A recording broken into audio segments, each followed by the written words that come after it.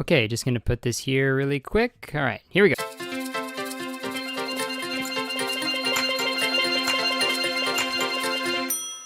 The movie starts off with a drone shot through heaven, with the protagonist doing a voiceover, letting you know a brief synopsis of the film. We all have stories to tell, our own paths to faith in Christ. Is gonna get married. Husband for you, husband for you, husband for you, husband for you. And none for Gretchen Wieners, bye. So the next day she goes into work and we meet her work friend Pamela, which is, in every romantic comedy, they have a work friend named Pamela, 100%. That's a prerequisite for every rom-com. So we meet Pamela and we meet her boss, Mr. Bates from Freaky Friday. Also, I want to say something really quick. There's literally no cinematography in this movie. It's all just like static camera, weird framing, and there's really just nothing interesting to look at all. It's literally just like, here's a person talking, and now here's a person reacting. Enjoy the film. So this next scene is very strange because it kind of introduces the B plot of this movie, which is totally pointless. The movie could have been the exact same without this part. I don't know why they added it in, but it takes up a lot of the time in the movie. Let's just watch. Have either of you heard of Donnie DeBona? Donnie the Boner. Mr. Boner is coming in to see if he wants to hire Gretchen to market his new product. And his new product is a pill that cures baldness. When I'm an old man, I know I'm gonna be bald, you know? And as a future bald man, that offends me, Gretchen, all right? If God didn't give you a husband, you ain't getting a husband, Gretch. Take that. So now she's down in the dumps. She has 0 husbands, and now she's gotta help out bald people? Yuck! So God, in his infinite glory, helps her out. God, if you are out there, this is Gwyneth Hayden calling, and, help. He shows her yet another Christian Mingle ad, dude. God is a marketing genius. To be honest, there's a small part of me that kind of respects this more than like subtle product placements in movies, because those are just like, oh, let me drink this Coca-Cola with the logo facing out. Glug, glug, glug, glug. Ah, that's some good Coca-Cola. All right, now time to go solve this murder. Like, they're trying to make it like subtle, and it's not. It's just cringy. But this is just like, Christian Mingle was just like, fuck it. You know what? We'll just put a whole, know why? Because there's literally nothing different about the first time she saw the ad. It's the same thing. She's chilling, watching ads. Like, why is she doing it now? Why? What happened? Because you had to help bald people now? That's how you find God. I gotta help bald people? Fuck. Well, I guess God now. Hey God. So she goes on to lie about how Christian she is, which is like such a poser move, dude. Like, such a poser. Dude, fucking, I bet. You probably don't even pray, dude. Yo, this guy doesn't even fucking pray.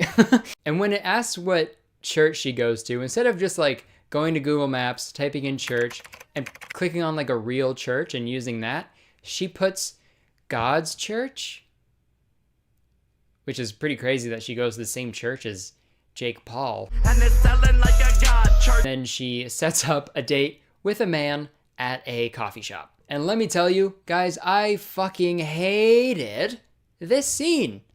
Hated it so much. This is the scene we meet the love interest of the entire movie, okay? This guy is one of the main characters, and he is the most mayonnaise Wonder Bread son of a bitch I have ever seen in any movie. Just watch this scene and you'll understand why I hated this part so much. Whoa. Okay, before we get into that, really quick, I want to say, if I look different for a little bit of the video, it's because I messed up some of the footage before. It didn't record for some reason, so I'm refilming this part, and this is why I'm wearing a different outfit and I look different. You know, but this is a good thing, because now I can wear my merch for part of the video.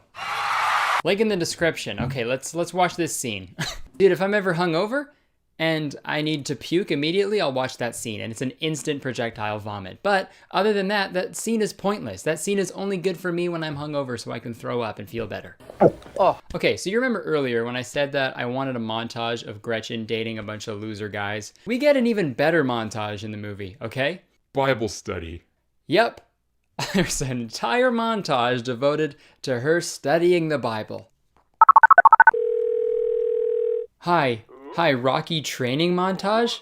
Got some bad news, buddy. You've been dethroned. The Bible study montage in the Christian Mingle movie? Yeah, that's the god now. That is the god of montages now, sorry. Better luck next Rocky film. Bye. This next scene is one of my favorites because this is when we meet Mayo's friends, and obviously the weirdest fucking people ever. Like, look at how they're standing. Looks like they're in a fucking character select screen in Christian Mingle, the video game. Fucking coming soon, probably. This is also when we meet Kel. She's a pretty important character in this film. You'll learn later on. You can kind of tell they kind of have like a sexual history here when she kind of insinuates that they banged before. Very strange to do when you're meeting the person's girlfriend, but you know. Kel's a savage, dude. This part, I thought they were gonna start tying in the whole bald boner man part of the story, because here are two guys with relatively thinner hair. So I thought maybe she would get inspo from that and be like, oh, maybe I'll use God to like advertise to Christian bald men or something. It would have been dumb as shit, but at least it would have tied the A plot and the B plot together, you know? Give me something, Christian Mingle. You're killing me, okay? I'm dead. Christian Mingle, I'm dead. See you in 3 days when I am resurrected. I'm Jesus. Okay, thanks for bearing with me while I looked different for a bit. Now back to my original outfit. You know, they're studying the Bible. They got cookies, which is the 3rd time that they've shown cookies in this movie, which is a weird observation to make, I know, but I'm still gonna make it, okay? Because why cookies, you know? Why not chips? Why not Pringles? Christian Pringles. Okay, next I want to talk about the dialogue really quick, okay? Listen to this. In Grace. People are starting to suspect something, you know? They're saying something's fishy, you know? Something's Jesus fishy. And dude, when Gretchen is fumbling and screwing around during Grace. So yes, amen. In Jesus' name, amen. Kel fucking swoops in with the 360 no-scope fucking prayer ending. In Jesus' name, amen.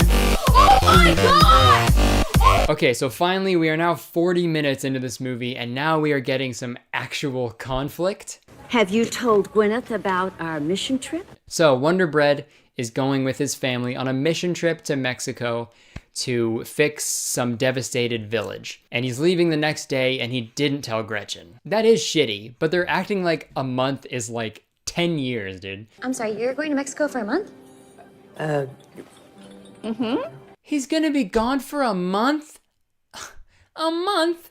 That's like 1,000,000 years and I need to get a husband time. It's not like phones exist so we can keep in touch while you're going on a trip and doing something selfless. No way, dude. So the next day, she goes to work. She's like, I don't want anything to do. And then once Mayo finds out, he breaks up with her in Mexico. I don't know, dude.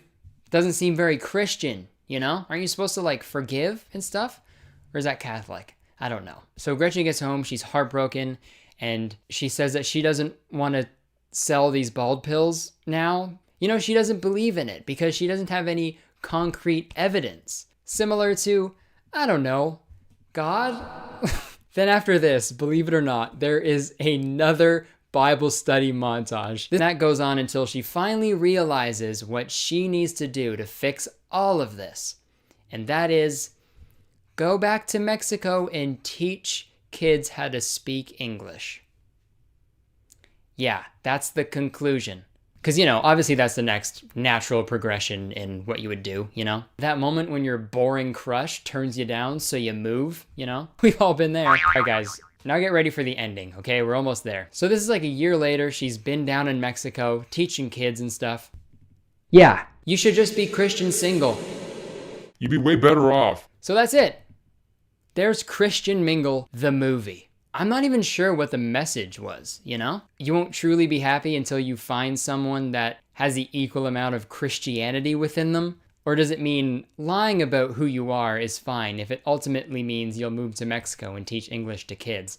I don't know. I don't know what they were going for. All this weird shit aside, the one thing that infuriates me the most about this entire movie is the fact that a company, Christian Mingle, is making a full-length film to sell their product. There's so many things wrong with that. Like, imagine if Citizen Kane was sponsored by some fucking sled company, you know? Or if Titanic was just called Royal Caribbean. You know, it's not the same. You know, when you're a brand making a movie, your main priority isn't to tell a good story. It's not to develop characters or to make the audience feel something. It's to sell a product. And I don't know, dude, it doesn't seem very Christian to me, you know? Seems like dirty and sleazy, I think. You know, people watch movies to escape from their lives for an hour or two, you know? And if you're gonna take those 2 hours that someone has set aside for their escapism and try to sell your product and shove your religious beliefs down their throat, that ain't it, chief. Soon we're gonna have fucking Farmers Only, the movie. Like, okay, actually, I'd actually really want that. Okay, Farmers Only, please make a Farmers Only movie. I'll fucking watch it every day of my life. Yay! Let's look at the budget of this movie really quick, okay? $650,000 to make this movie, okay? The $650,000 that Christian Mingle used to make this movie could have been used to repair an actual devastated village somewhere in the world, you know? Think about that, Christian Mingle. You can have that on your conscience now. All right, guys, that's gonna do it for this video. Thank you very much if you stuck around this long. Let me know what you thought about this video. If you want me to make more videos like this in the future, I had a good time making this and scripting this, and I enjoy making longer videos. So if you guys want to see longer videos like this, let me know in the comments, and press the like button if you did enjoy this. It means the world. 1 like equals 1 prayer. So, you know, we gotta pray, you know, because we're all good Christians out here, boy. Yeah, also don't forget to press the subscribe button because I make a video every week, and you also get an extra greeting at the beginning of every video, you know? So press the subscribe button and join Kurtis Town to— Hey, welcome back to my— Those simply won't do.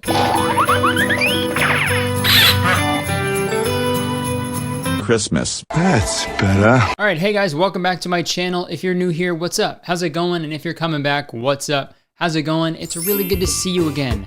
I hope you're doing well. You see what happens when you subscribe to my channel? You get an extra greeting at the beginning of every single one of my videos except for that one time. So press the subscribe button for an extra greeting. All right, folks. It's that time of year. It's Christmas time. This is my favorite holiday, okay? You got it all. You got gifts, wine, you got food, you got family in regular circumstances. And best of all, you got old Taint Dick coming down the chimney eating up all your cookies. But of course, my favorite part of the holiday season is the movies. And there's a lot of great Christmas movies, but I feel like as time goes on, in terms of Christmas movies, it's just kind of turned into quantity over quality. So for every like good Christmas movie, there's like 3 million bad ones. But within those 3 million bad ones, there's usually one really bad one. And every December on my channel, we look at one of those really bad Christmas movies. And the culprit this year is none other than a movie entitled Homeless for the Holidays. Fun facts about the film, the script was actually completed in 3 weeks, and from idea to DVD release, it took 9 months, which is pretty impressive, but wow, do I wish they spent more time on it. I will say this, it's pretty shocking that a movie from iproducefilms.com is bad, but hey, it's 2020. Anything can and will happen. The plot is insane, the acting is terrible, and the ending takes a really sharp turn at the end, and it's just something else. So without further ado, I got my Christmas sweater on, my Kurtis Town Christmas sweater on. Think there's still some for sale on my website. I got some holiday nog, and we're ready to go. So let's take a look at Homeless for the Holidays. So the movie starts with some oddly cheerful music for a movie about being homeless. And then it cuts to a news reporter talking about how a family's house is being foreclosed. Until their house was foreclosed just 2 days ago. Slow news day, I guess. But the main character, Jack Baker, he ain't having any of that, okay? Because it's way too depressing for his son to be watching. Kind of a depressing way to kick off a Saturday morning, isn't it? And then the son, Adam, I guess he tries to like, I don't know, explain wealth distribution to his father. Did you know that the unemployment rate in Wooded Falls is up 7% this year? But Jack ain't having any of that either. Some of these people can't even afford Christmas presents. Do you know what that means? All the good toys are still in stock. Like, I know this kid is a kid and all, but wow, he cannot act. I don't know where they found him. Like, he doesn't give any facial expression throughout this entire movie. So now we get the classic Christmas movie trope, busy business dad. He's never around because he's always working. But hey, at least he's a good dad when he is around. Don't you have comic books? Be normal. Oh, never mind. So Jack and his wife Cheryl go out to buy some Christmas gifts when they run into An unusual Santa. And this unusual Santa is asking for donations, but Jack only gives a couple cents because he's a greedy business boy. So then this Santa, I guess, like casts a spell on him or something because Jack didn't give him enough money. May your life be forever changed. Merry Christmas. Because you know Santa, he's always cursing people. Hey, you know the old saying, if Santa ain't bringing you a purse, well, he's bringing you a curse. Ho, ho, ho. Ha! So right after that, Jack and Cheryl get in a fight because Jack gets called into the office on a weekend. Busy business boy. Cheryl, we have talked about this. And real quick, let's get this out of the way. We're all thinking it. I'm gonna speak in Yu-Gi-Oh terms here if you don't mind. The actor who plays Jack looks like if you were to use a polymerization card with Adam Sandler and Seth Meyers, but minus all of their likable qualities. It's like, it's confusing. Like my eyes are sending messages to my brain like, he looks like two funny, likable guys. And then when I see any scene in this movie with him, I'm confused and frankly pissed off. What I'm saying is this man is the human equivalent of going over to your grandma's house and you see a tin of cookies, but then you open it and it's just sewing supplies. But then you proceed to eat the sewing supplies and cut your mouth open. Okay, we got that out of the way. I know you were all thinking that. Let's get back to the film. So the next day, Jack is giving this big marketing presentation at his job for this new skincare product they're working on. And this is when we meet Jack's assistant, Wesley. And listen, he's a little goofy if you couldn't tell by the music they're playing in the background when he talks. If I could have just a few moments of your time, I'd love to show you some new concepts for the beautiful blue line. So quick summary of Wesley. He really wants Jack's job, but nobody really respects him. But you need to remember Wesley for later in the story because he is important and a little goofy. So the next day, at least I think it's the next day, I don't know. Time in this movie is a fucking illusion.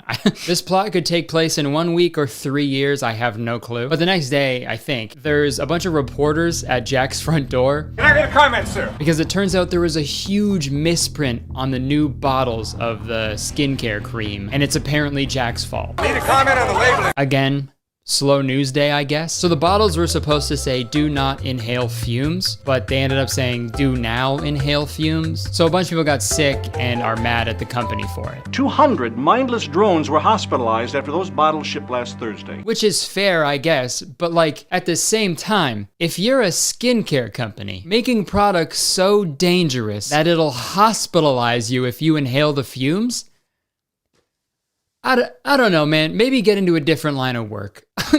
Don't get mad at the misprint, you know? You told people it was okay to inhale the thing they're putting directly under their nose?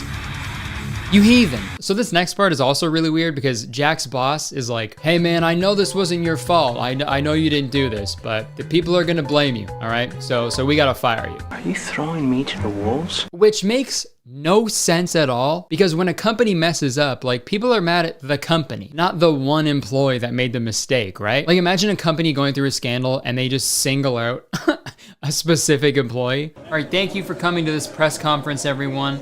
We are aware that the last shipment of chicken breasts still had the nipples attached. We are really sorry, but we want to assure you that it was not our fault, okay? It was actually because of our employee, James, right over there. Hey, all in a day's work, right?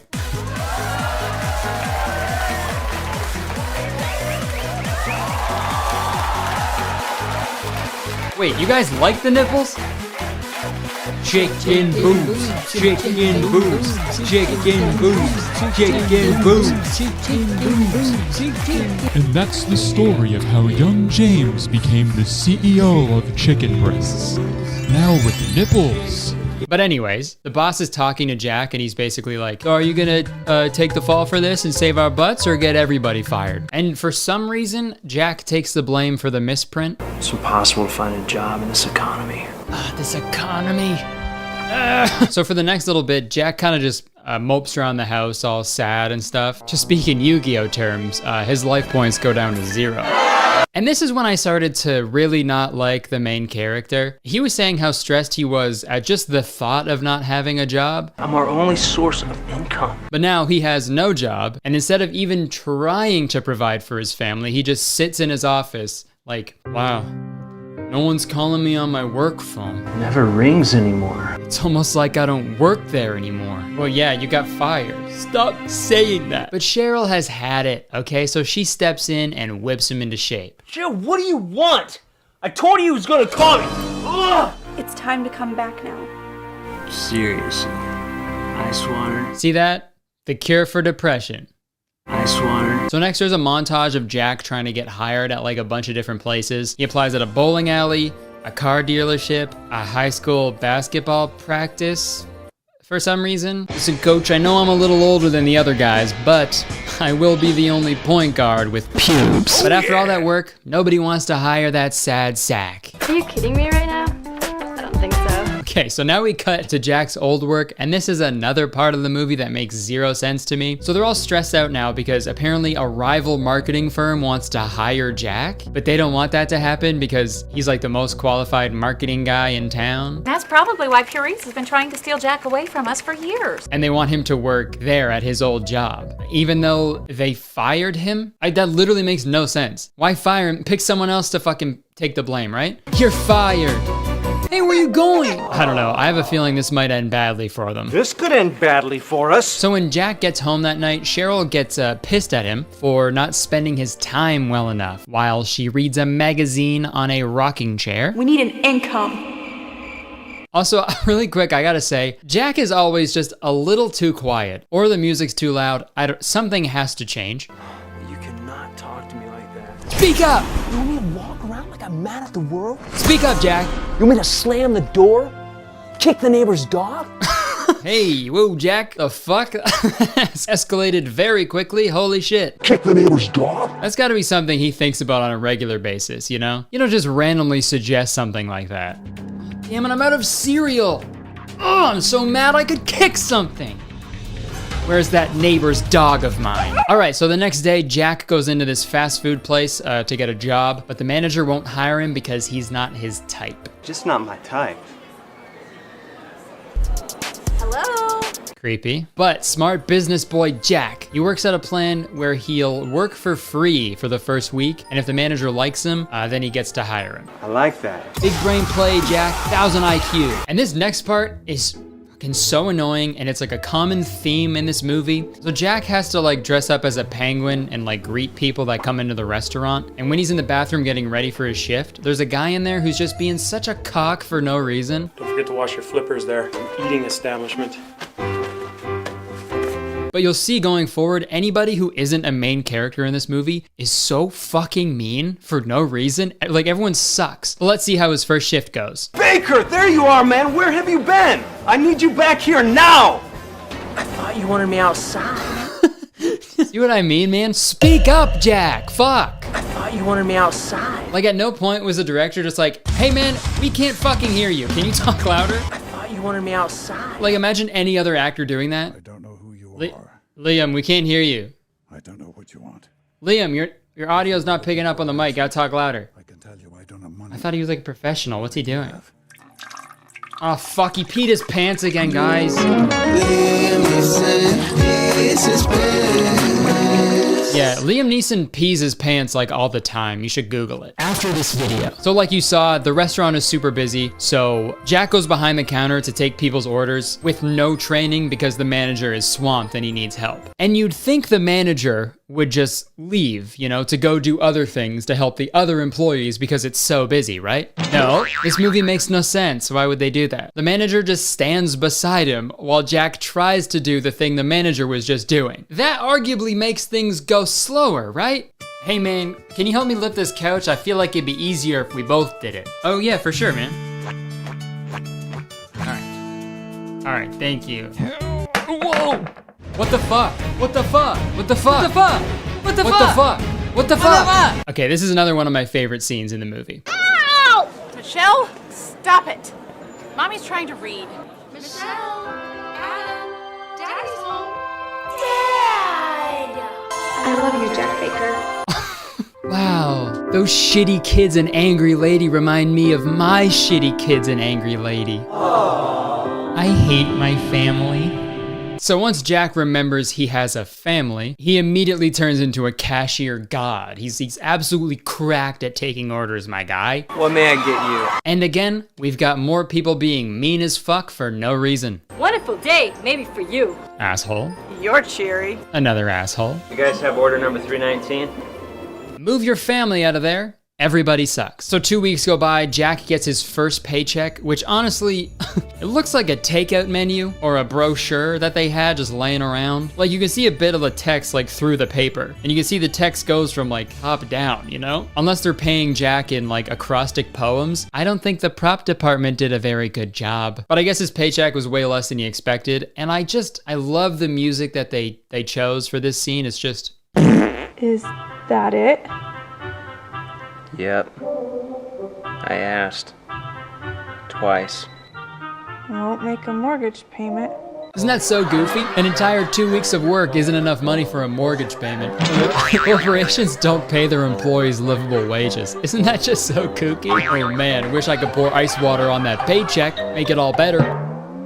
You need a second job. Also, did the writer of this movie just forget that women can get jobs too? I don't know, Jack, you're gonna have to get 2 jobs. I'm just a stupid girl, sorry. Girls can't get jobs. All they know is read magazine on rocking chair, pour ice water in face, eat hot chip and lie. So then the family is having a Christmas dinner at their house with their friends. Now that was a meal. But then the cable gets cut because they haven't paid their bills. What's up with your TV, Baker? So everybody just leaves. We should get going. Another example of the secondary characters being just so mean for no reason. I'm sorry, your house doesn't have cable?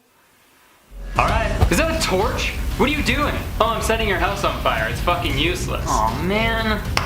All right, well, I'm out of here. Bye, love you. Okay, bye, love you. Okay, so now things are getting interesting. Old Goofy Wesley comes into the fast food restaurant and tells Jack that they might be giving him his job back. He's making plans on bringing you back. And Jack is super excited, so he goes home to tell Cheryl. And this is also when we have like a rough timeline for this movie, finally. So the daughter spills the beans to her friend about Jack losing his job. Your dad lost his job? She says that he lost his job like 3 months ago. Like 3 months ago. And if you didn't know, Christmas still hasn't happened in this movie. So then this movie started in, what, like September, I guess? And if that's the case, why was there a man in a Santa costume asking for donations in September? Well, actually, on second thought, I guess he was an unusual Santa. So never mind. Santa is pretty unusual in any month other than December. That is pretty weird now that I think about it. Like if you go to a mall and you see Santa and he's got a kid on his lap and that's in December, that's totally normal. But if you see that in like June, I don't know, I'm keeping an eye on that Santa. Okay, this part fucking pisses me off. Jack tells Cheryl that he's gonna get his job back, hopefully. And listen to what she says to that. We have to celebrate. Ow, we don't have any money. I've got some emergency money tucked away.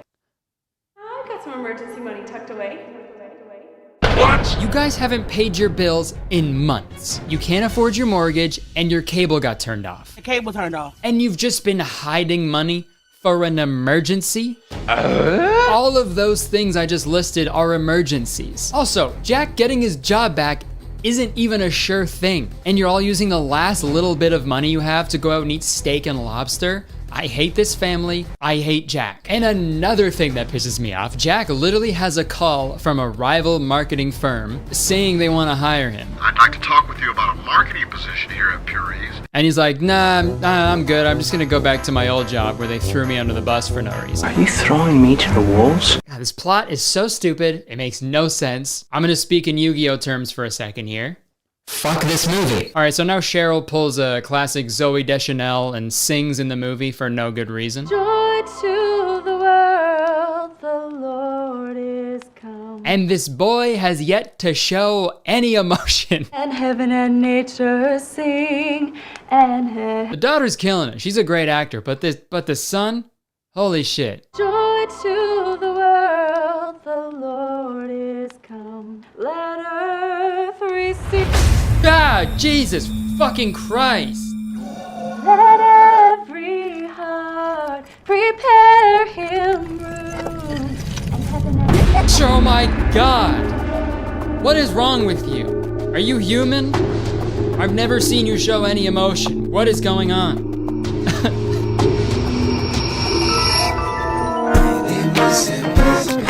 So Jack actually quits his job at the burger place to go get his old job back, but they say no because the public apparently still hates him. We can't start issuing you checks until the public forgets why they hate you. Which I honestly find very hard to believe. I doubt there's just some guy out there just loathing Jack's existence, right?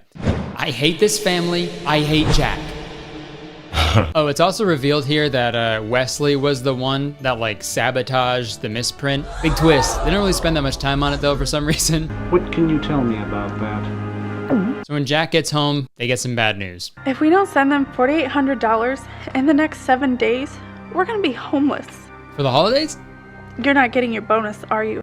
So with that terrible news, they go to their church and ask them for $4,800 so they can keep their house. But they say they can't help Jack because they don't have enough money. Because of people like Jack who didn't donate enough money. I'm learning stuff. What? And don't worry, we're getting close to the end. And like I said earlier in the video, this is where things start to kind of take a turn. But before we get into that, we have to watch this really quick scene because I laughed so hard when I saw it and I want you guys to see it as well. One of the extras just fucking looks right at the camera and it's the one good scene in this movie. We've not been placed on this earth to maintain status or to build up treasures. Fuck, sorry. Seeing Maybe this shit? It's time to quit This movie fucking striving. sucks. As he looked into their eyes, he could see more. Could it be that other perfectly presented people were experiencing troubles of their own at Christmas time? Could it be other people have problems too? Empathy? Huh? Jack questioned for the first time ever whether the glittery splendor of North American consumerism was really enough to fill a holiday with a genuine sense of joy.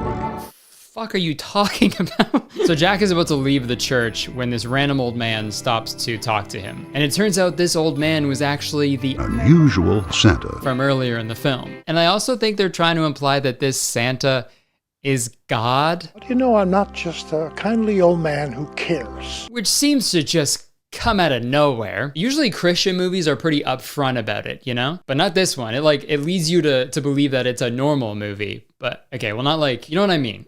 Movies are either Christian or normal. But no, it tricks you into thinking it's like a regular movie. And in the last 20 minutes, it's like, no, it's actually because of God.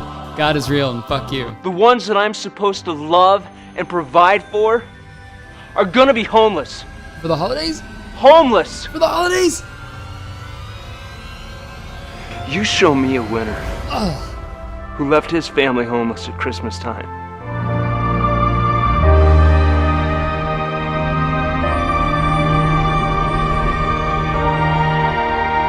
He had reasons for doing what he did. What the fuck is going on? I mean, he was sent to save the world.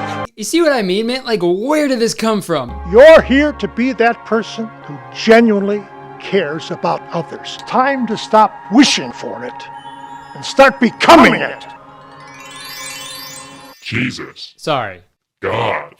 God's opportunity knocking on. Okay, so now it's pretty much the end. They end up losing the house, so they move into this tent village for the next few months until the boss from the rival marketing firm tracks Jack down and figuratively pours ice water on his life and hires him to be the marketing director at the rival company. And we want you to come on board as our director of marketing. We want you on our team. So does everybody else. And that's it. That is Homeless for the Holidays. It's okay to say Merry Christmas. The biggest problem I had with this movie was like, homelessness is like a really big issue, but this movie kind of like weirdly glamorizes it at the end, which I really don't like. The family was homeless for about like 1% of this entire movie, and when they were homeless, they made it out to be this like fucking fun, chill time. You know, it literally looks like they went on a fucking camping trip, and that's not what that is like at all. I don't know, but I guess the moral of the story is when the going gets tough, just fucking wait it out, and God will do all the heavy lifting for you. That's right, this was a Christian YouTube video the whole time. Well, let's hear a word from the last sponsor of 2020. You got an egg or nog?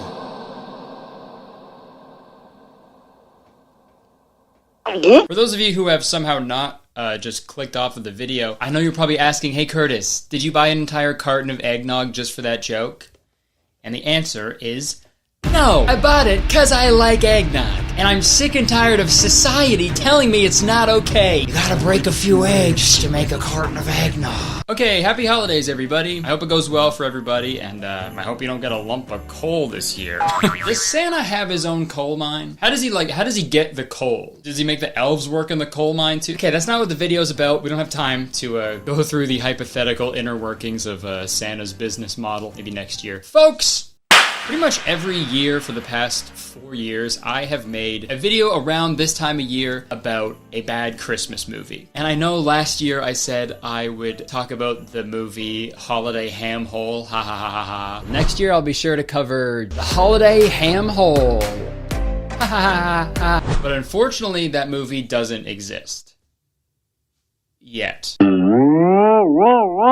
I'm gonna be honest, once you've seen one bad Christmas movie, you've pretty much seen them all. Girl who's lost the meaning of Christmas, goes home to her small town and meets some unorthodox guy who teaches her the meaning of family and Christmas, and it's only white people. So for my own sanity, I wanted to switch it up. I was contemplating not even making a Christmas video at all, because there was another topic that's sort of been like getting very popular that I wanted to address, and that is AI-generated artwork. That's been going crazy lately, and I made a video about that like last year. Wow. But no, I wanted to make a follow-up to that video instead of doing a Christmas video. But then I thought, why not do both? This is my channel, I can do whatever the fuck I want, okay?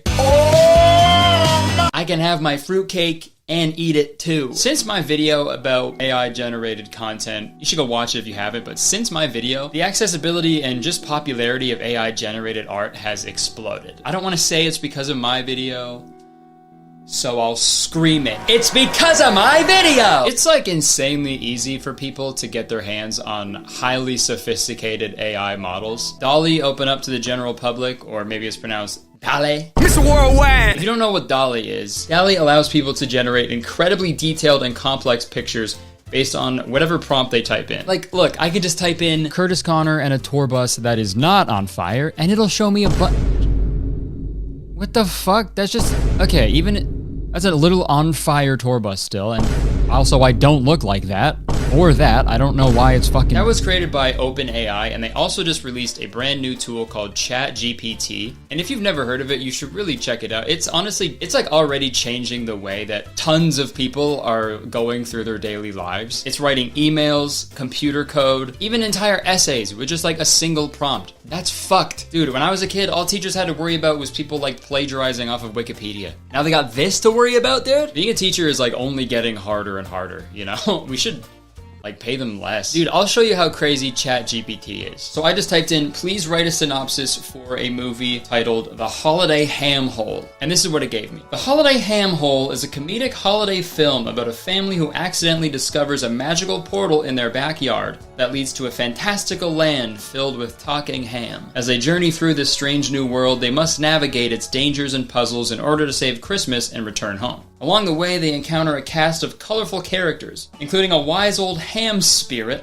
and a mischievous group of gingerbread men. As they work together to overcome the challenges they face, they learn the true meaning of the holiday season and the importance of family. Dude, that sounds like the best fucking Christmas movie of all time. And I'm not just hamming it up, okay? I'm being serious. But amidst all of these great technological advancements and positive feedback, there's also been a little bit of negativity. I'm sure you all saw people posting those like AI art portraits on their Twitter and Instagram for some fucking reason a few weeks ago. Those particular ones were from an app called Lensa, I believe. And their whole thing was for like $8 or something. You show Lensa some photos of yourself and they give you like 50 AI generated art portraits of you. And there's been a ton of controversy surrounding this app because the AI model used to create these pieces of artwork has been trained using thousands of real artists' work without their consent. So instead of like finding an artist that you like, paying them to make like a unique piece of artwork for you, this app is allowing people to pay a fraction of that cost while also stealing the work of artists that have spent millions and millions of hours collectively to like hone their craft. So that's awesome. Not dystopian at all. There's a ton of examples like this where AI generated art falls into this like weird gray area. Like for example, there are models that are trained using art from deceased artists. And that's crazy, obviously, because they can't like actually consent to that. They're dead. Also, I feel like they just wouldn't get it, you know? Like, could you imagine explaining AI art to like Van Gogh? He'd be like, What?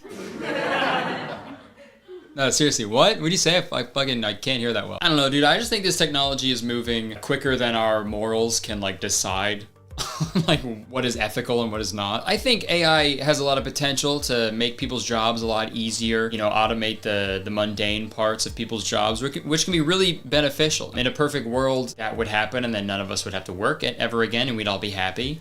But obviously that's not gonna happen. I feel like if AI keeps progressing the way it is now, even more people are gonna start losing jobs, and there's gonna be everybody killing each other in the streets. So yeah, there's a lot of cool things going on right now with AI, but also not so cool things going on with AI, and I'm a little scared, but it's all good, because I think AI can still be used to make some fun, silly things. Okay, so for this Christmas video, how about we make some fun, silly things? So my initial idea was to train an AI bot to write an entire Christmas movie. But the more I thought of it, the more I realized that would be a fucking nightmare. I don't have time to film and edit a full-length feature film. So I had a better idea. What if I trained an AI bot to write just one scene from a Christmas movie that does not exist? That seemed a little more possible, right? But then I was like, okay, one scene? This fucking video is gonna be 5 minutes long. That's not fair. So I got an even better idea. What if I trained a bunch of different AI bots to all write separate scenes from separate Christmas movies, and each bot uses a separate Christmas movie script to train itself. And then I film and edit all the scenes, I play them for you, and then we all decide together which one was the best. So once I thought of this idea, I knew I needed to pick which movies I was gonna use to train these bots. I decided on training 4 separate AI bots. So obviously that means I need 4 movie scripts that perfectly encompass all the different types of Christmas movies. And this took a while, I'm gonna be honest. I went through a lot of Christmas movies. Unfortunately, I wasn't able to add some of the ones that I wanted to because I wasn't able to get the scripts for them. But I think I narrowed it down pretty well. So the first bot is gonna be trained using the script from the movie The Santa Claus. Now this is a classic Christmas movie, I'm sure we've all seen it. The plot is fucking super weird. If you haven't seen it, it's about Tim Allen's character. Speaking of Tim Allen.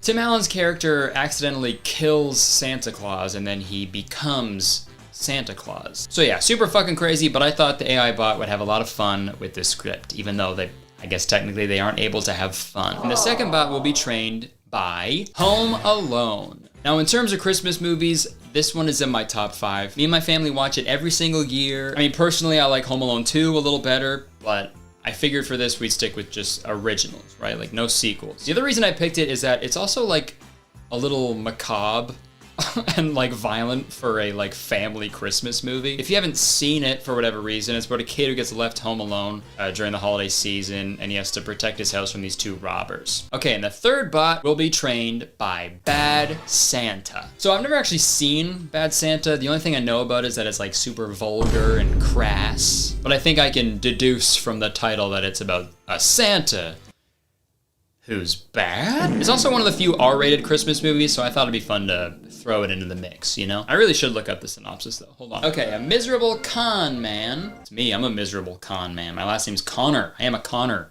A con man, I con. Okay, a miserable con man and his partner pose as Santa and his little helper to rob department stores on Christmas Eve. And the final bot will be trained by the movie Die Hard. This movie is about a police officer trying to save a group of people who were taken hostage by a terrorist during their Christmas party. And I'm pretty sure the terrorist is Professor Snape. Like the actor, not the wizard. And I know there's a big debate on whether or not this even classifies as a Christmas movie. Personally, I'm on the side of no. I don't think this is a Christmas movie just because it takes place during Christmas. But I'm aware there's a lot of people who do consider it a Christmas movie, so I thought I'd throw it on the list. So there you have it. 4 separate Christmas movies, 4 separate bots, each bot using their respective movie scripts to train itself. And this was like pretty easy to do on Runway ML. This is not sponsored, by the way. I just love what they're doing and I use them all the time. All I had to do is upload a text file of each script into their text-based model, and then it begins to train itself. And honestly, I had all these done in like a fucking hour. It's crazy. I will say, for the sake of transparency, I had to do a little bit of editing to these scripts just to clean up the format and stuff so it would translate on screen, and also some things were just literally impossible to film. Even some of the stuff that I included in the scripts are, yeah, you'll see. So yeah, I'm gonna play these 4 scenes for you right in a row. So, dude, grab a fucking turkey leg, a glass of eggnog, the drink that we all like. Also, for every movie, I used Dolly to make a movie poster for it. It's not that good with words, so the movie titles it gave are very weird, but yeah, that's what I did. So yeah, sit back, relax, and enjoy these scenes from Christmas movies that do not exist, written entirely by robots. Cheers. And now, a scene from the movie V the Sainita Cantal. Exterior, the roof. Night. Scott and Tim are playing in the snow. After toppling over in a sled, they lie there, laughing. Tim, they did. They did it all. You killed Santa Claus. So what? I didn't kill Santa Claus. He fell off the roof. What? No, I didn't kill him. He fell off the roof. What? Was he trying to? Look, I know he fell off the roof. He fell off the roof. Cut 2, front lawn. Night. Scott and Tim are playing Laura. Laura. Hi, sport. Why don't you go look under the tree? Look, I want to show you the part. Scott and Tim take off the tree. Look! Over there! Look! They run to the sleigh. Cut 2, interior, the sleigh somewhere over America. Night. Scott and Tim are knocking on the door and ringing the doorbell. There's no answer. Hey, sport. You rang? Look! It's real, Dad! You rang? Yep. Wait, Tim? It's like in the poem, 'cause the note said there was. Huh? Out by the tree, Scott answered. In the poem, they both look at a metal plaque on the door which reads, The Rose Suchak Ladder Company. Huh? Why, you little... Nothing. Mom loves Christmas. Scott and Tim are finishing their TV dinners. So, not bad for a bachelor, huh? I guess. They're girly. Now you a problem. You're letting me have Tim for Christmas. That's gift enough. Scott reaches into his pocket and takes out his wallet. He signs it. Aww.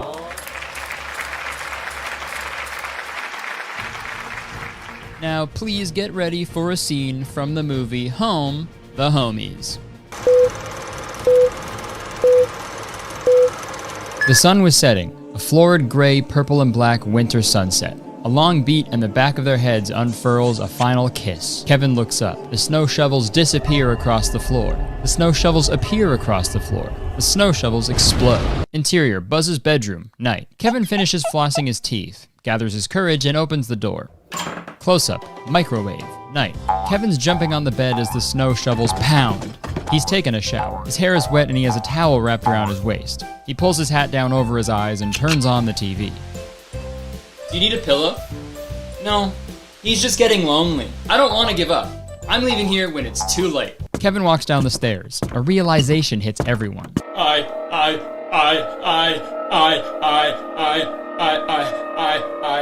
don't want any calls. I'm just here to get your attention. Kevin leans forward, looks down at Kate.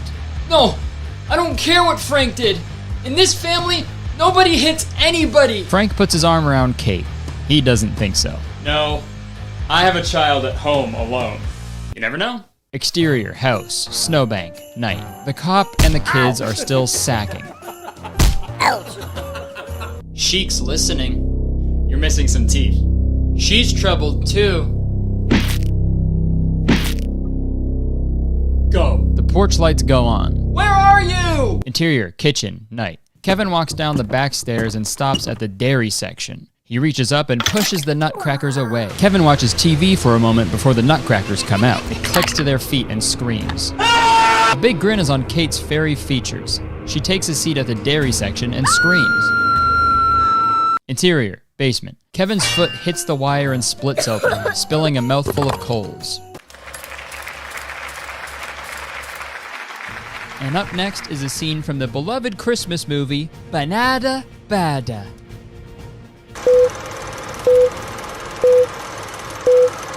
Interior, Chamberlain's, Winter Wonderland, day. Cacti and tumbleweeds are wrapped with lights and flocked with snow. Again, there is a line of waiting children. Marcus mingle with a couple of older children. Merry Christmas! One Santa's coining! Yay! Marcus gets to the head of the line, ducks under the velvet rope, and goes behind the flimsy cardboard set. Willie sits there morosely, head slumped, forearms on knees.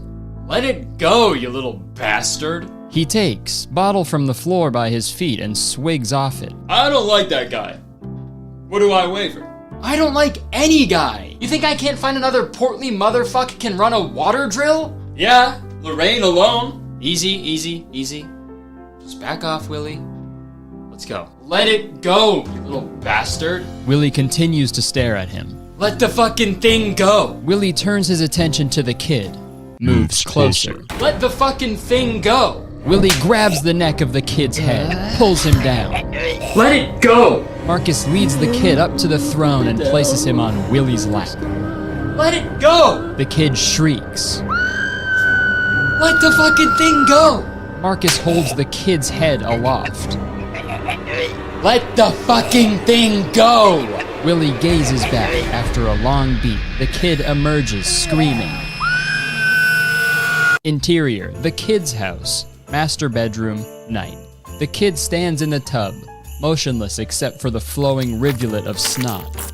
Willie can't help but stare at it. I know Christmas Eve is in a couple days, and you have to fly around and give presents to the world, and after that, you won't be around no more. Well, still, I gotta take the shit from the fucking child. Willie jumps and screams like a girl. Who the fuck takes the shit? Interior, Chamberlain's, main floor, day. Willie bangs Sue on the sofa, looking off, stethoscope-like. Night 61. Willie still motionless except for the rivulet of snot. Fuck you, you fucking piece of shit! He bolts out of bed and throws the clock into the wall. Fuck you, fuck you. So I'll see you soon, I guess, right? Yeah, I'm gonna send you some flowers. Real good, expensive ones. And last but not least is a scene from the movie Gerard Harry, the Detective. Interior, office, night. Marco's body sits in a secretary's chair.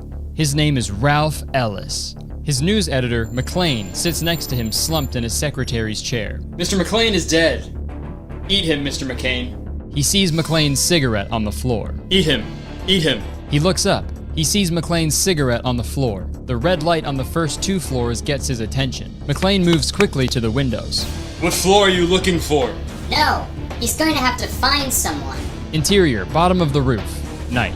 We pull back to see McLean climb up onto the edge of the roof. He is about to fall off the ledge of the roof when a huge blowers of water appear over the edge. The huge blowers slowly filled the void left by the blowers. Look for someone to help you! 349! Interior, office, night. Maybe that explains why people are not Ursat's L, but they still love Godzilla. He stops, listens patiently for sound. Suddenly, we hear the elevator doors open, like they are above us. The 2 extremely well-dressed, businessman and Lucy Johnson, are placed in tight tie as if to let out a breath. The huge blob of air we see in the night stands out admirably, but we don't see it. Good evening, this is Nakatomi. How was your nap? The businessman runs a checking account, and it's out. Shit, I'm sitting right this very second. John, get to the door. This is Nakatomi McLean. Hans moves quickly to the businessman's desk and opens the door. He finds the 2 men staring at each other for a moment before disappearing. The interruption temporarily dents the mood. He is surrounded by darkness. Interior, stairwell, night. Carl turns the volume back to 32. Not for claustrophobics. I have a hard enough time as a kid to survive. I'm going through some crazy stuff right now. Interior, stairwell, 38th floor. McLean moves across the room toward the wind tunnel and stops at the doorway to the pump room door. He finds the Hulk with a rifle and starts back for the door. Well, Cappy Roberts retired out here a couple years ago. He said I could bunk with him.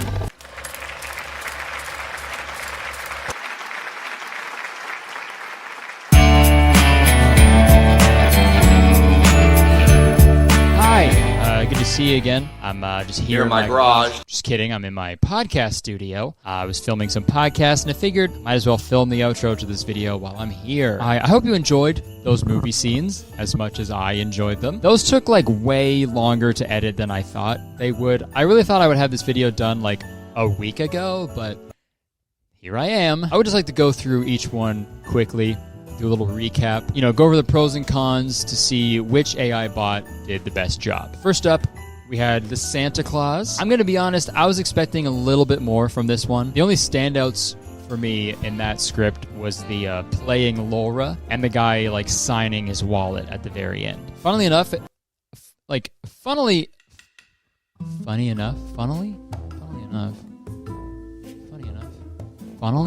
that a word? Am I fucking going crazy? Funnily enough. Yeah, that's a word. Okay, it still feels wrong. Oddly enough, it was the most like Christmas-themed scene out of all of them. With playing in the snow and flying in the sleigh. So I guess bonus points for that. But still, I wasn't the biggest fan of this one. I think this one gets like a 2 out of 5 from me, okay? Next up, we had Home Alone. The script for this one made me laugh a lot when I first read it. It was like super surreal and absurd, and that's like my favorite thing about AI-generated content like this. It had the back of the heads kissing, a dairy section in the middle of a home, 2 evil nutcrackers. I also really love the scene where Kevin looked down at Kate angrily, and then Aunt Leslie got like immediately terrified at what Kevin was gonna do, which I feel like is like canonically accurate, because if Kevin McAllister was in my family, I would be fucking scared for my life. So that was a nice little touch. So I think this one gets a 4 out of 5. And then we had Bad Santa. And I gotta tell you, dude, when I first read this script, I was fucking laughing so hard, like by myself in my office out loud. Lolling. I was lolling. I'll say it. I'll admit it. I was rafflecoptering, okay? Just because of that first scene, dude, like it started with Marcus telling Willie to let something go. We don't know what they're letting go. And then Willie deflects that entirely onto some random kid. And then they both gang up on this kid together, telling him to just let the fucking thing go. Let what go? Yeah, you haven't told him, Let him go. And then, like, immediately they're at the little boy's house right after. Like, just, fuck, it's so crazy. I was laughing, like, really, really hard. Pretty much throughout the filming and editing of this one. So you know what? 5 out of 5. Perfect across the board. And last but not least, we had Die Hard. My expectations were pretty high for this one. And honestly, I think the script lived up to them. Little Johnson was a standout character for me. I don't know about you guys. The one thing I am really confused about is how the Hulk showed up. I don't know how he managed to snag a cameo in Die Hard. Because the only thing the model knows is the Die Hard script, and I don't think the Hulk is in Die Hard, right? Is this like a fucking Mandela effect? Oh, dude, I actually think I remember the Hulk. He's in Die Hard. He's like one of the hostages. But no, I really like this one, and I think the final score I'm going to give is 4.5. So obviously that means personally I think Bad Santa takes the cake. I think that AI bot did the best job. So everybody give it up for the robot who wrote that script. Good job. So that robot will be promoted, and the other robots will be sentenced to death by a Hulk firing squad. But yeah, leave a comment and let me know which one you thought was your favorite out of all of them, because they all have different opinions. So let me know, because I am genuinely... I know. I'm late. I'm sorry. The traffic. Ugh, oh my God. I had to beat an old lady with a stick to get these cranberries. I know Christmas was about a week ago.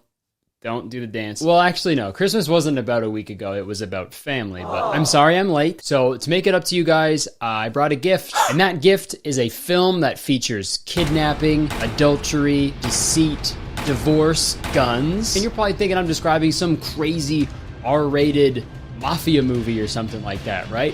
Nope. No. I just described a Christmas movie that originally aired on ABC Family. And this movie is called Holiday in Handcuffs. I actually wanted to make a video about this last year, but I just couldn't figure it out. Like, the movie was too gnarly for me, so I settled for Homeless for the Holidays. So that gives you a little hint on how crazy this movie is. Also, since I did Homeless for the Holidays last year, I'm doing Holiday in Handcuffs this year. I guess my rule going forward, every Christmas I have to make a video about a Christmas movie that has the word holiday in it, and also another word with the letter H. So next year I'll be sure to cover the holiday ham hole.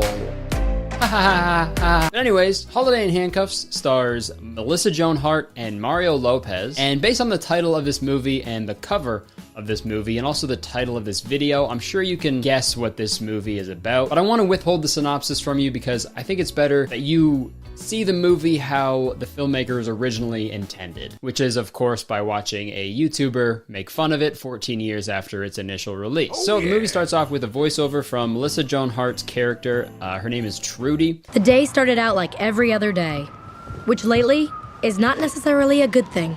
And she's not your average girl. She's messy and lazy, and her life is just a mess. And the movie confirms this by making her eat leftovers out of one of those Chinese food takeout boxes. Because for some reason, that is an unspoken rule in cinema. How do we show the audience that this character is going through a rough patch? Oh, I got it. We'll make him eat yesterday food. But this scene has Judy running around her apartment like crazy because she's getting ready for a job interview that her father set up, so it's very important. While this is happening, her mom calls her and stresses her out about the Christmas vacation they're going on in some cabin in the woods. And she keeps talking about how excited they are to meet her boyfriend Nick, who we will meet in a few minutes. But Trudy gets so caught up in everything that she messes up her hair, even though her messed up hair is just what my hair looks like on a good day, so that's pretty insulting, but I'll get over it. So Trudy goes to the interview, but on the way, she gets stuck in traffic, so she misses the interview. I know I'm a little late, but you don't understand. You see, my parents and Mr. Portnoy are neighbors, so my dad set this appointment, so it's very important that I see him. I guess she had an interview at Barstool Sports? That's the guy's last name, right? Dave Portnoy? Yeah, that's the guy. Mr. Portnoy, it's me! Damn it, I missed the interview with Mr. Portnoy. Now I can't host that weekly podcast about light beer. So after Trudy misses her Barstool Sports interview, she goes to her current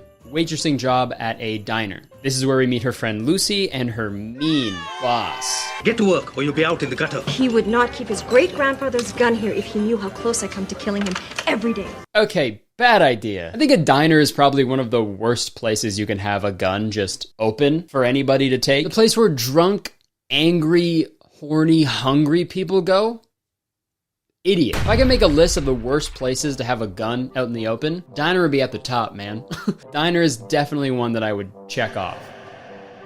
Speaking of check off, if you show a gun in the first act, you better shoot that thing. That's the direct quote. You better shoot that thing. Okay, so Trudy is going about her shift when her boyfriend Nick walks in. And you're gonna wanna remember this character because he's very important, and I'm just kidding because he dumps her right away and we never see him ever again. If you walk out that door now, we are so over. Yeah.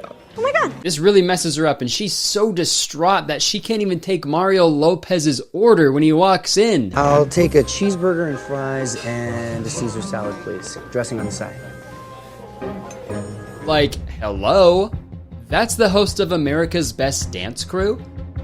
Take his order, Sabrina. Do you need to write it down? Mario Lopez's character's name is David, by the way. I'll just say that so I don't have to keep using his full name. So Mario Lopez gets up to go to the bathroom, and this is where the movie gets a little ridiculous. Let's watch. You're not going to the bathroom. I'm not sure what kind of government-sponsored work program you're a part of, but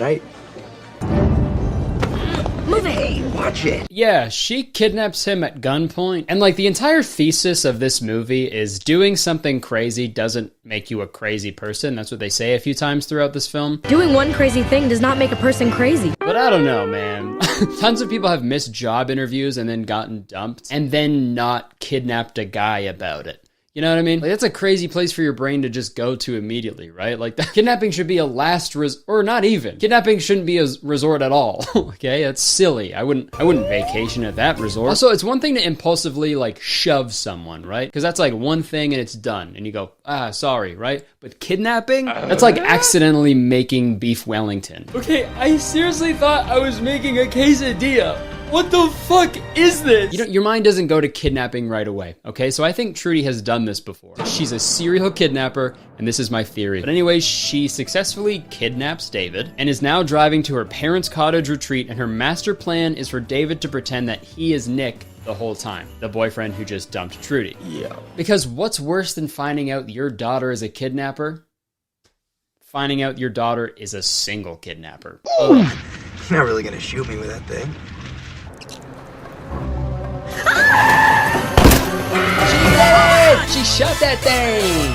You better shoot that thing. You better shoot that thing. Okay, so this next part is also super ridiculous. I don't want to victim blame or anything, but at like several points in this movie, it kind of seems like David wanted to get kidnapped. Prime example right here. When Trudy stops at a gas station and gets out of the car to pay for her gas, David doesn't scream or shake the car around or, you know, yell for help or literally anything at all. He kind of just stands there gently wiggling his hands back and forth. Man, what is this stuff made of? If only I could do more than the bare minimum. I wish God blessed me with the ability to rub my vocal cords together to talk to other humans. Well, my hands are tied. And dude, when the gas station worker comes out to pump the gas, Trudy tells him that David is really into BDSM, and that's why he's tied up. Well, that's my boyfriend. I'm surprising him with a weekend in the woods. You know, the wild kind of weekend, the tie me up, tie me down kind. Again, ABC Family. But in response to the BDSM, the gas station worker does this. These are on the house, honey. Oh, thanks. Yuck. Also, what a terrible citizen. Sees someone tied up in a car and then gives the other person handcuffs. Jesus Christ, man. I feel like if this guy saw someone drowning, he'd just be like whipping water balloons at them or something. Ow, please help, ow, please help, ow, please help, ow. Why are you crying? You're literally surrounded by water. You love this shit.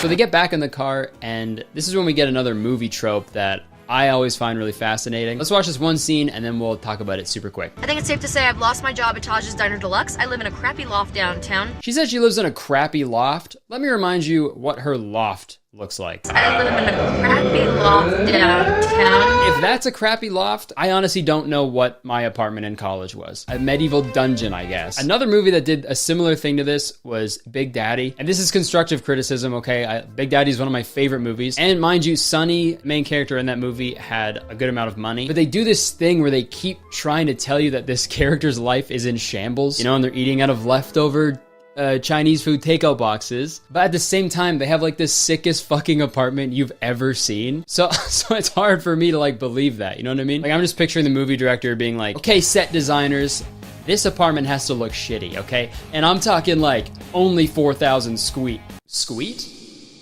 I meant to say square feet. This bit is done because I'm embarrassed. Okay guys, we're not saying square feet anymore, we're saying squeet.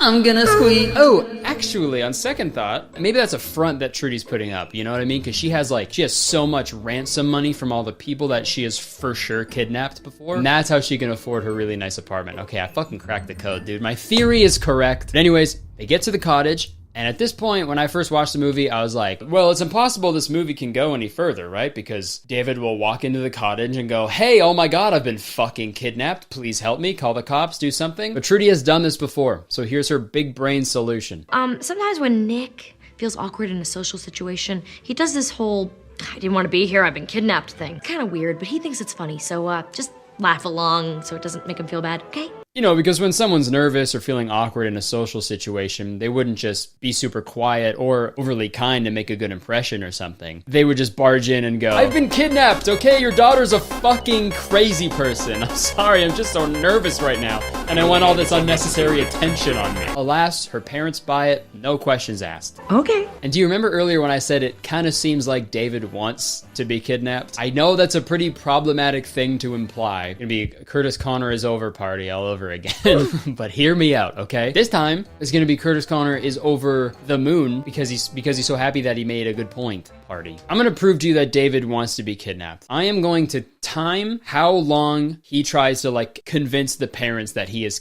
been kidnapped. Okay, listen to me very carefully. She forced me to come here. Okay, well, I'm gonna go help Mom with the eggnog.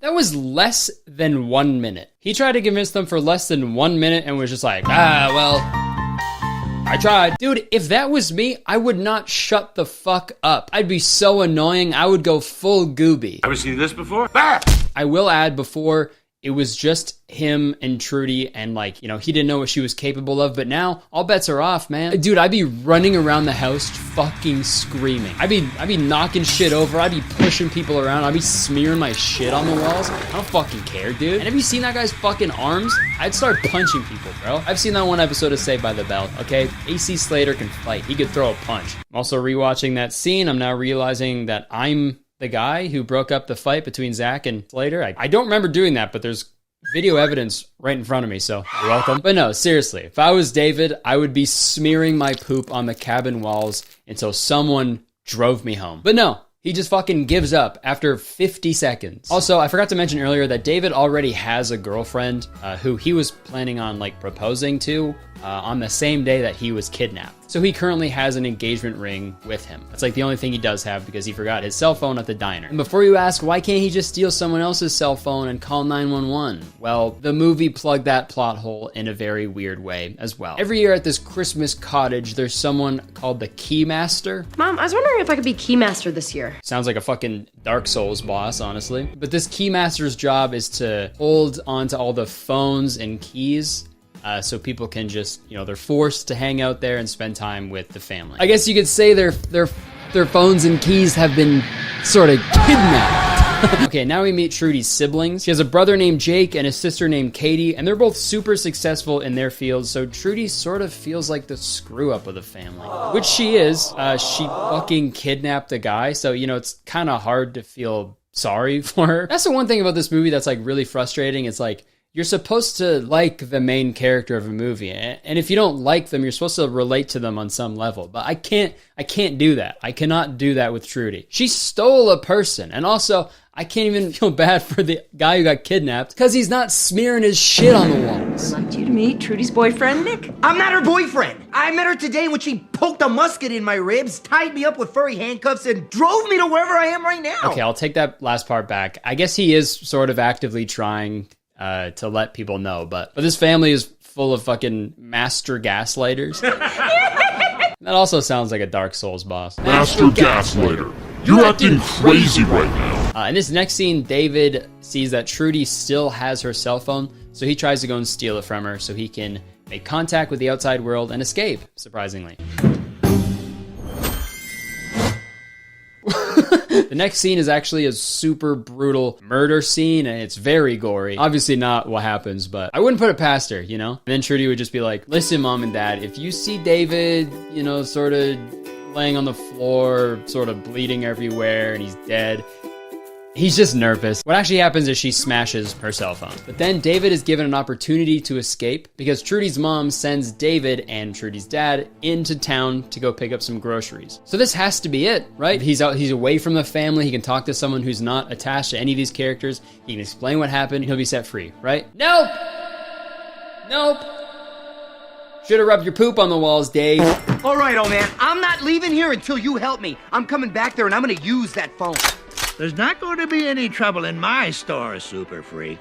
Now back that ass up. This movie is so frustrating, and it also gets more frustrating because in the next scene, he's alone in the car with just the dad. And all he tries to do to escape is grab the wheel, I guess. Where instead, he could just be like, I've been kidnapped, I've been kidnapped, I've been kidnapped, I've been kidnapped, I've been kidnapped, right? Maybe rub some poop on the windows, I don't know. And also it gets worse after that, believe it or not, because in the scene right after that, David is able to borrow Jake's cell phone, so he goes into the bathroom to make a call. And instead of calling 911 so they could like trace the call at the very least, he calls his girlfriend, who is mad at him because she thinks he stood him up. Really? You said that you had something important to say yesterday, and then you stood me up. And hey man, dump her. Absolutely dump her. Dude, if I haven't heard from my girlfriend in a few days, and then she calls me, oh my god, I'd be so relieved, okay? I'd be so happy. I'd be over the moon. I'd be hashtag Curtis Connor is over the moon party, okay? Because obviously you'd worry about your partner, right? You wouldn't just be like, well, motherfucker, you got a lot of nerve calling me. Oh, you've been kidnapped? I don't care whose kid is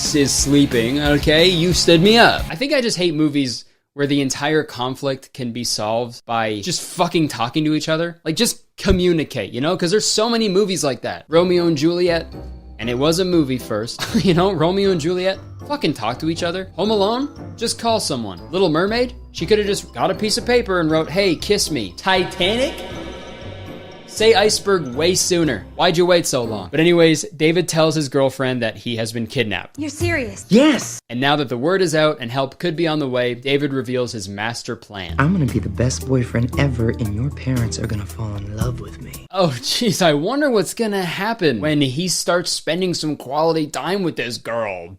David does just that. He turns on the charm, you know, and everyone's loving him. But Trudy, she doesn't like that. My family likes you more than they like me. Obviously, of course they do, right? You kidnapped a man. Oh, well, kidnapped a person. It's not like it'd be better if it was a woman. I don't know why I don't know why I emphasized the man so much in that sentence. You kidnapped a man. Nothing really happens for the next half hour in this movie. It's just these two characters slowly falling in love with each other. But it's tough to really give a shit about this because it's weird to watch literal Stockholm Syndrome develop and be like, aw. I mean, if it's the One Direction song, Stockholm Syndrome, I'll shake my ass to that all day. Don't get me wrong. But listen, I will not twerk for genuine Stockholm Syndrome. That's my promise to you. This is my impression of Judy singing a Christmas song. I'll be Stockholm for Christmas. Like, that's genuinely what this part of the movie is, watching someone fall in love with their captor. It's not cute. Captor, I hardly knew her. They were so proud of me.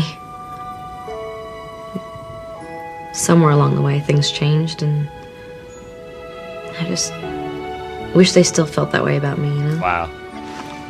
I don't fucking care. That's how that scene should have went. So anyways, they keep falling in love with each other. They kiss under the mistletoe. He proposes to her with the wedding ring that he had on him. And while all of this is happening, David's girlfriend is trying to find out what happened to him. So she goes to Trudy's friend's house and they start interrogating her. You know, when we catch her, you'll be put away too for accessory to kidnapping, obstructing justice. Okay, I don't know if I missed something in this movie. I probably did because it's not good and I probably just wasn't paying attention during a little bit. But I don't think she knew that Trudy kidnapped David. So like, why would she be an accessory? You know what I mean? Because she was also in the diner when it happened. Then everybody else who was eating in the diner are also accessories, right? Imagine if that's how that actually happened. All right, tell me one more time what happened. Okay, so I was waiting in line and then this guy runs into the store like out of nowhere and he pulls a gun at the cashier and he says, give me all the money. And then the cashier said no, and the robber shot the cashier in the arm, stole all the money, and then ran out. I'm so sorry. I didn't see his face. It all happened so fast. It's okay. It's all right. Don't worry. Okay, you'll have plenty of time to remember his face when you're in the slammer. Wait, what? Yeah, pretty suspicious. You were the only guy in here when the crime happened. What are you talking about? That means you were in on it. And so is the cashier. Why would the cashier be in on it? He got shot. This goes all the way to the top, doesn't it? I wouldn't be surprised if the cops were in on it too, crooked bastards. Put my hands behind my back. I'm going downtown. I'm a dirty little cop. Nasty, naughty, slutty little cop too. You're gonna spank me or what? Yeah. Okay, we're getting to the end of the movie, trust me. So they're all having family dinner together and they all start arguing about how unhappy everybody is and how everybody's life is falling apart. This isn't my world, because if this was my world, I wouldn't have to picture Clint Eastwood just to get through our annual birthday sex! Wow. Turns out Trudy wasn't the only one having a hard time. But also, none of those family members stole a man. Fortunately, Trudy's luck is about to run out. Everybody freeze! I don't know who brought home the bacon, but I'm gonna fry it up in a pan. Mother, no! I know everything about this film has been ridiculous, but this is the most unbelievable part, okay? This scene right here. Because if this was real life, Grandma would have been lit up by these guys in fucking 2 seconds. But I'm gonna fry it up. Mother, no! Seriously, I would believe a kidnapping love story way before believing a group of cops not shooting someone. But since the whole family were accessories to this kidnapping, they go to jail. Yeah, they go to jail. They go to accessory jail. It's like regular jail, but everybody's wearing watches and necklaces. But luckily, they don't get in trouble because David doesn't press charges. Poor schmuck didn't press charges. I'm no lawyer, but I feel like there would still be a prosecution. She kidnapped someone, right? Like that's the other part of this movie that really doesn't sit right with me. They treat kidnapping like it's this like nice, cute little thing that you do sometimes and not a serious crime. Like it's one of the worst crimes you can commit. Like next to watching my videos and not subscribing. I don't know how the legal system works, but it's one thing to not press charges when someone like bumps into your car. But like, she stole a person. That's like if I killed someone and then I went to court and was just like, well, he's not alive to press charges, so I'll be going home now. Doesn't work like that, I don't think. But anyways, the rest of the movie has David getting ready to marry his girlfriend, but he ends up dumping her to be with Trudy. Because not only did she steal him, she stole his heart. Not physically. Well, yet, anyway. But yeah, they kiss and they live happily ever after. So, moral of the story, if you want something, just take it. Okay, it is yours. Just take it and it'll all work out in the end. I'm fucking kidding. That's a terrible lesson. Let's get some help. Let's see what Trudy thinks the lesson of the movie is. Doing one crazy thing probably does make you crazy, but it can also make you happy. All right. You heard it here first. Doesn't matter what crazy shit you do. As long as it makes you happy, you're in the clear. Okay? Okay, can you explain to me why you rubbed your poop on the cabin walls? Your Honor, it made me happy. In conclusion, the movie, it was entertaining. It was a little funny at times, but it's a little tough to get past all the Stockholm stuff, all that stuff about Sweden. But no, a Christmas movie is supposed to have a nice lesson about, family and love, generosity, right? But this does not have that, so 10 out of 10. Rich, sexy, ugly, baby, kinda love me, kinda hate me, fit, ask your lady, oh my god, I'm almost famous. Rich, sexy, ugly, baby, these bitches still can't take me. There's still no money, but fuck you, pay me.